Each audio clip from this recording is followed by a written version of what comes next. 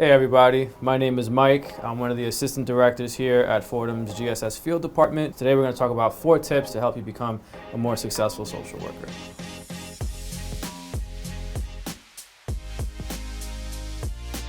Tip number 1, the importance of listening. As social workers, you must listen enough to understand and not just enough to respond by either repeating back what was said or paraphrasing what was said to you. So remember, listen enough to understand and not just enough to respond. Tip number 2, ways to avoid burnout.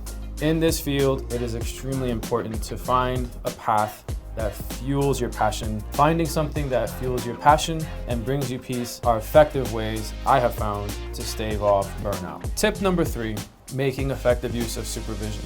It is extremely important in this field that we seek supervision and that we make effective use of our time. One thing to remember is that in this field, we need leaders, not bosses. Tip number 4, actively focus on self-care.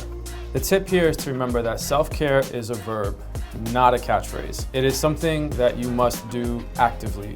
It is something that us social workers are quick to tell fellow social workers to do, but very rarely practice on our own. It is extremely important, as we mentioned before about burnout, to practice that self-care. Follow along for more tips from Fordham.